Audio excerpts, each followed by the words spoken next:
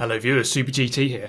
Now in this video, I wanted to test whether or not I could get a decent result in one of these FIA races by going in with zero practice. Probably a bad idea, but we're going to jump into this 7:50 PM slot for the Red Bull at Sardinia FIA Nations Cup race. A race which requires 3 compounds to be used. Quite an interesting strategy therefore would probably have to play out. Now, I struggled, and when I say zero practice I mean about 3 minutes, not too much. Now we go in, you see I'm making mistakes, getting a little bit more comfortable by the time we're just about to enter the race. And this was actually the last Nations Cup race of the previous season that has just finished. We are coming up to a new season now. But we're going to jump in then, into the session, and see just how well we can do. And of course we start with the qualifying. Now there's so many things you can do to practice before going into the race. You can always set up your own private lobby or join someone else's private lobby. And the things you want to practice really are the tyre compounds, you know, a bit of practice on each tyre to see what they feel like, see how they deteriorate, how they drive once they've worn out. The strategy itself, what strategy are you going to do, which tyre are you going to start on, which tyre are you going to change to, do you have to fuel save, and then practicing your qualifying as well. So there's lots of different things that you have to know about. And the way that I usually do it is either jump into someone else's session or create your own, but also just do one of the races. And this first race I'm going to do is sort of going to serve as my practice race, and then of course we have multiple time slots, we can jump into a later one, and then hopefully take what we've learned from the first one and get good. Now my first qualifying lap here, an 18.5. Now I don't know if that's good or bad because I haven't done it in practice. I went for another lap, but then just dropped a wheel beyond the curve, and that had catastrophic consequences. Now qualifying finished, and you can see it didn't actually go too well. I was not a million miles off, but I was about 500,000 miles off. But anyway, it is an FIA race, and therefore it's time for the intro.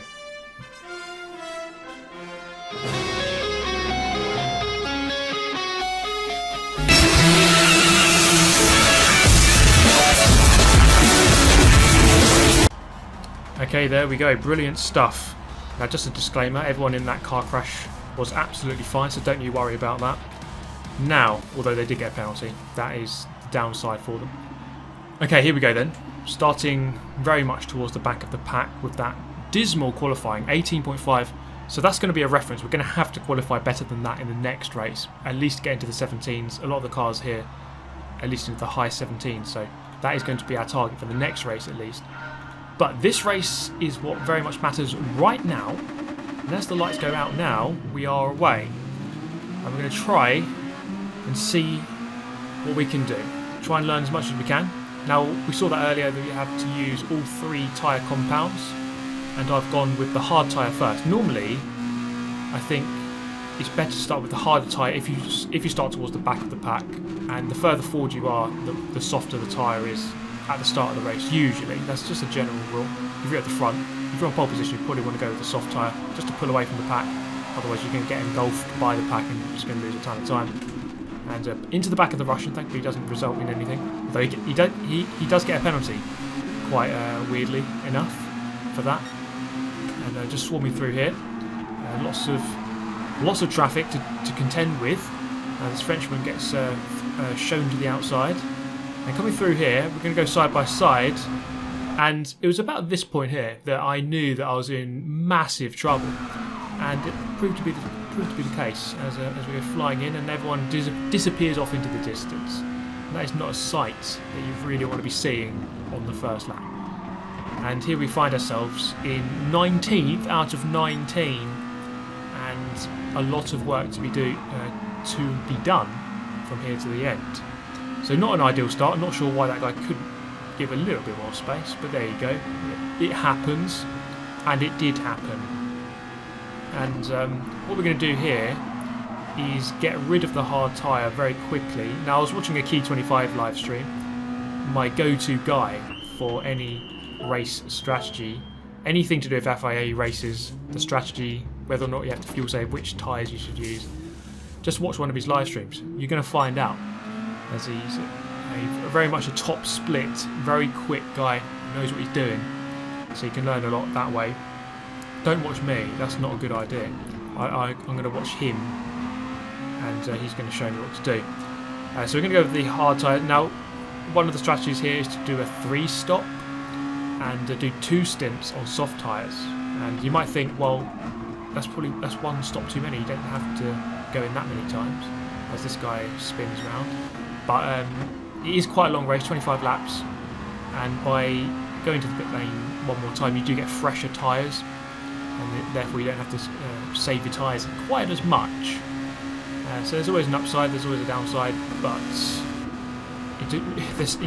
it's racing. It depends on so many factors. It really does depend on so many different things. And I wouldn't say I'm much of a tyre saver, to be honest. I really do kill the rubber, and they really do scream in pain as I corner too hard for the most part. And therefore an extra pit stop wouldn't be too bad for me. Got a yellow flag there. I'm not seeing anyone slow at the moment. We're on lap 4 now. And are we going to go for the move on this Portuguese driver coming up to this hairpin? It's not quite a hairpin, it's more of a 90-degree corner, but it does feel very tight as you got the hill on the apex. Just runs a little bit too wide on the exit. That's going to give me the invitation up the inside here into this long sweeping left-hander. Very difficult corners to get right. Quite a technical circuit this, Sardinia. In this corner, easily flat out. And then you're coming up to the final corner, which is, for me, the hardest one on the track to get dead right, especially in this car, which is kind of awkward to drive, I found. And that's my main excuse anyway. Frenchman, quite slow. We've got the toe, we've got the slipstream. Up the inside we go, and we get the position. But yeah, I found this car, it has a lot of aerodynamic grip. It really corners well, but it also slides about quite a bit. And it's kind of a weird car to drive, I found.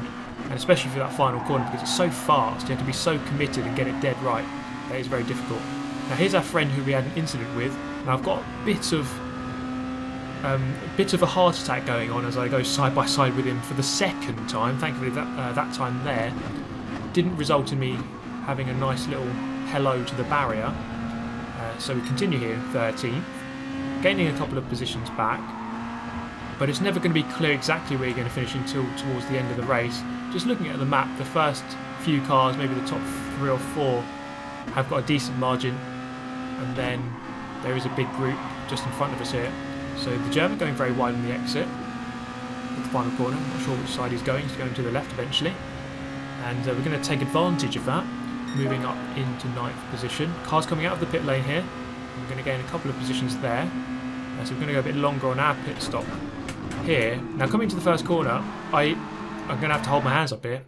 If you are this Spaniard who I've absolutely murdered, I'm going to have to just completely apologise for my lack of braking ability into that first corner. If we ever meet in real life, I'll buy you a pint and we'll have a good chat and laugh about it maybe one day, hopefully. I do apologise, Spaniard. One day we'll meet, my friends, and all will be well in the world. All will be well. I hope. That's the dream anyway. I did lose sleep. I lost lots of sleep thinking about the incident, and yeah, sarcasm alert. But to be honest, yeah, absolutely murdered him. And sometimes I think it's better to show my mistakes. I could easily have edited that out. So honourable mention there for Super GT murdering that poor guy who did nothing wrong. A couple of laps later, we're going to go into the pit lane for our first stop at the end of lap number 10. And we're going to swap over to another set of soft tyres. Refuel a little bit here. And that's going to see us through for another 7 or 8 laps at least. So another stint on softs. And therefore it's quite an aggressive race at the beginning, going on the softest tyre twice. And then we're going to put on the medium and the hard at the end, just for very short stints. And see how that pays dividends, we'll see. Okay, so coming up towards turn number 1, lap number 12, almost halfway into the race. It's already been 15 minutes, so it's quite a long race this. I almost do the same to this German that I did to the Spaniard, and add him to my collection of victims at turn 1, but he lives to fight another day, does the German. Now through the sweeping section here, we've got a yellow flag, someone spinning off. It's the Italian of Catfish. We're going to gain a position out of that. Very handy indeed. Gaining positions for free is just a dream, isn't it? No effort put in and you get a position. Absolutely beautiful. Is he going to defend this position? Not really. We're going to slam it up the inside. A bit of contact. To be honest, I think it was a right move, as I was mostly alongside and there was a tiny bit of contact on the way through, but we continue 11th place and more than halfway into the race now, and we've gained positions. We are gaining, but again, as I said earlier, it's really difficult to know exactly where you're going to end up until quite near the end, once everyone's done all their pit stops, and then you can really work it out. So for now, gaining positions all the time, up into 7th by this point, on the back of 6th place.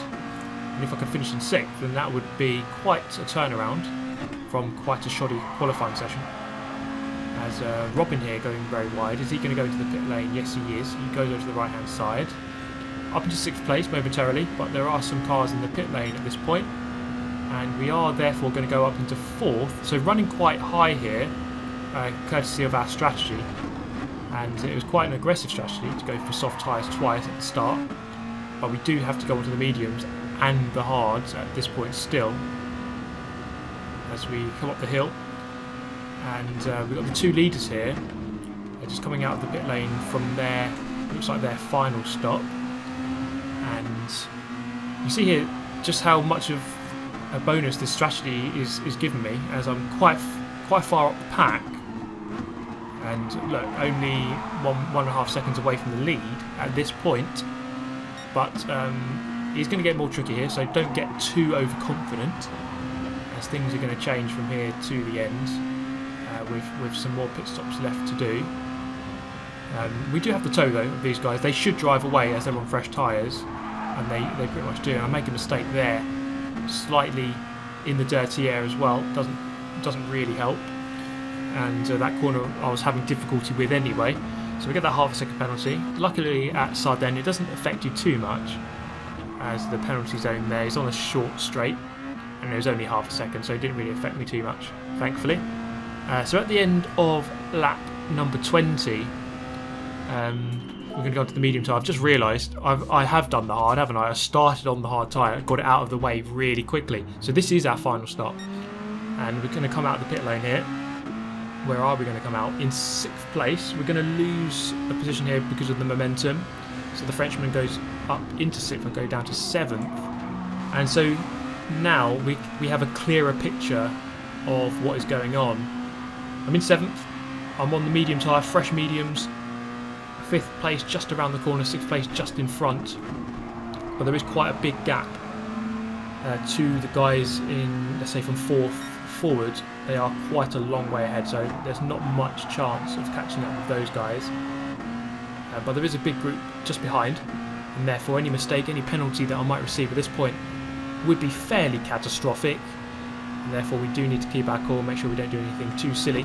We've still got 4 laps left to go after this one, so that's actually still quite a long time, still about 6 minutes or more with which to try to fight this Frenchman ahead and try to get ahead. We have got the slipstream as well, so no massive rush. We don't have to go bands on this first lap and try to get that 6th place. He may well have a pit stop left to do as well. We don't know for absolute certain. But coming out of the final corner, you see that was my weak point for sure. I've already targeted that as my weak point on this race, and therefore that's going to have to be what I focus on, my improvement for the second race. But going quite well so far. We started 17th, up in 7th. We've gained 10 at this point. I'm going to skip it forward to the end of that lap, and I did spend that lap just slowly eking our way forward onto the back of the Frenchman here, down into the final corner. Very difficult to follow very closely. Look how much speed he carries through there. He has so much more bravery than I have to trust the car. And with these kind of cars, aerodynamics are absolutely unreal. Therefore you can really lean on the car through the corner and just trust that the grip will be there, because normally it will be. And lap later here, lap 23, hopefully I can get a better run through this final corner. I think that's going to be the best place. Going through the final corner quickly and getting in the toe through the final corner on the main straight, and then going for a move into turn 1. So this is going to be our best chance, I think, as he got slightly wide onto the grass on the exit of the corner. And you see how long the straight is here. He's going to defend the position, goes to the left hand side. I'm going to have to go to the right. Are we going to be able to go around the outside, late on the brakes, and we're going to leave him the space on the left, and it is just about possible to do it. So up into 6th place with now less than 2 laps to go, and that's gone really rather well, I would say. And sweeping through the midfield section here, really nice corners actually, these ones, and once again testament to the guys at Polyphony for designing such a cool circuit once again. This track actually flows really well. I really do enjoy this one. And by the end of the race, lap 25 of 25, 33 minutes after we started, nearly 34 minutes after we started the race, we're going to come through in 6th place. Now there was that murder of the Spaniard a bit earlier, and we have to apologise for that. But apart from that, it was a fairly decent performance, up 11 positions.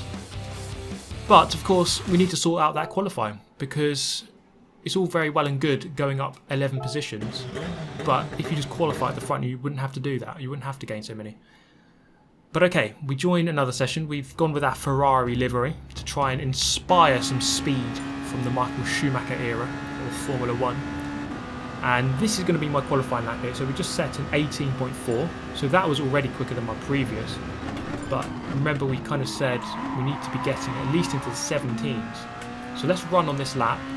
Run on board with this lap and see if we can do that. Have to get really hooked up, keep our cool, and remember your training, soldier.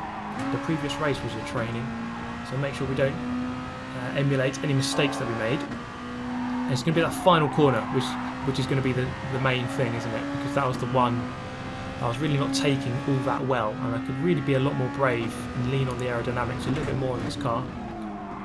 Through the 1st and 2nd sectors here, it's looking alright.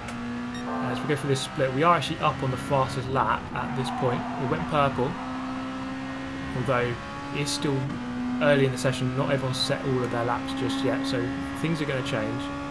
So coming down towards the final corner then, can we not bottle it? And actually that is pretty good. We could take it still quicker, of course, but crossing the line, it's a 17.6. Nearly 9/10ths quicker than my previous lap there, and I was very happy with that. You see the results here. A few laps later, I didn't improve on my time. You see just how close it is at the front. Only 1.5 tenths away from pole position, and there's about 5 of us within 1/4 of a second of pole. So a good performance there, and that's the main thing we wanted to do: get a better qualifying position. And let's see if that can pay from the front this time. Starting in 3rd. Away from the line we go, so another 25 laps to kick off here. And coming down towards turn 1, I kind of get hemmed in a little bit here. I've got a car on my right hand side, we've got the Frenchman here just slowly edging across, and I maybe could have slammed up the inside there, probably would have resulted in quite a bit of contact, so I thought better of it. We'll just play the long game for now. Spaniard going up from 4th into 2nd, and you know, sometimes that's the way it goes. I couldn't really move from my position there. I was on the inside, couldn't really move to the outside, I had a car on my outside. But there you go. At least move through without penalty, without dying of death, without getting sent into the sand realm on the outside of turn 1. So, could be worse. Let's just put it that way. It wasn't the best start, we lost the position, but we are living to fight another day. The race is going to be long. We saw it was just nearly 34 minutes of racing. Quite a long time. And therefore, we mustn't get too greedy just yet. It's a long way to go. It's a very long sprint race, this, I would say. So plenty of time with which to correct our initial error of losing a position there. The first lap here going without a hitch, apart from losing a position, and we're settling into the race quite nicely. That is what we want to do. We've gone for the soft tyre this time, and we're going to go for the hard tyre at the end of the race. So hopefully we can get into a good position and then use the hard tyre with maybe 1 or 2 laps left to go. Let's see if that works instead.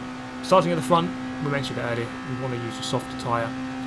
We don't really want to use a hard tyre and get get engulfed in the pack. Almost going for that move. I didn't really want to. I just felt like he braked a little bit early, and therefore I had to go up the inside rather than slam into the back of him like I did that Spaniard in the previous race.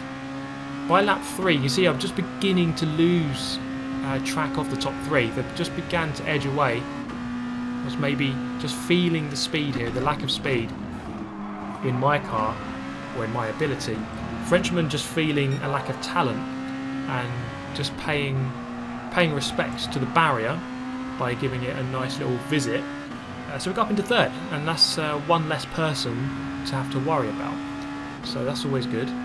But we continue. We're going to try to just keep on the tail of the top 2 here. The leader about 2.5 seconds ahead. Spaniard about 1.2. You see the gap here. By lap 4, just came down a little bit. End of lap 5 again.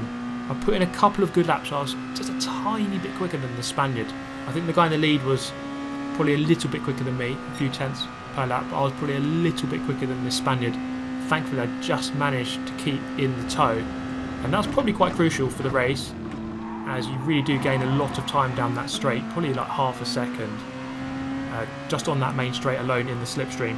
And therefore, if you can stay in the tow, then you're golden, mate. You're in a good position. The leader about 2 seconds ahead, so just keeping a nice constant gap to the lead, lapping fairly consistent. And this is always good at the front if you can just pull away. This is why qualifying is so important, let me tell you. You just start at the front, the race is just so much cleaner, less to worry about compared to being in the middle of the pack or the back of the pack. And you really do gain a lot of time at the start of the race when you don't have to worry about fighting too much. And that is the big bonus of starting towards the front. You gain so much time, especially at the start of the race. And that is exactly what's happening right now. And therefore it really does pay to do a lot of qualifying simulations. So jump in your own lobby and just pretend that you're doing a qualifying session. So just jump out on fresh tyres and just do one lap and see what you can do. So the Spaniard going wide on the exit of the final turn and just dipping towards the grass slows him down, and we get the momentum to move up into 2nd. So now we can turn our attention to the Belgian in the lead, who at this point is about 2.5 seconds ahead. Putting in some good solid laps is that guy in the lead. We're going to have to try to improve on our laps and try to reel him in. By this point, the gap about the same, maybe a little bit more. We managed to peg that gap just below 3 seconds. But we're going to come in for our first pit stop at the end of lap number 10. And upon exiting the pit lane, let's have a look at the situation. In fact, we gained so much time over the pack behind that we're only going to lose 1 position. That just shows you how far ahead we got by being on the softest tyre, by lapping cleanly. And after 1 more lap, that guy in 2nd went into the pit lane. The leader also went in and came out. And he, worryingly, at this point was about 7 seconds ahead. But 1 more lap later, that gap came down very quickly. I think sometimes it takes a while for the gap to adjust properly when someone leaves the pit lane. So you have to sort of wait half a lap to really get a good indication. He was only about 3 seconds ahead. But by this point here, the gap is below 1 second. And I was wondering why this is happening. It must be because of the tyres. I'm still on the soft tyres here. I've gone for another stint of softs. And I'm guessing he's on the medium or the hard. He definitely isn't on soft because I'm gaining really quickly. In the first stint he was very, very quick, and all of a sudden the tides have turned and the pressure's on. But I'm sure he's aware that he is on the harder tyres. When he makes a mistake, we're going to go up into the lead of the race. And that seems all well and all fine and dandy, all well and good, but he's using his hard tyre now. I'm going to have to use it later, and therefore I'm going to be slower later in the race. So don't get your hopes up just yet. You are in the lead, but there is a long way to go and plenty of tyres still to bolt onto the car.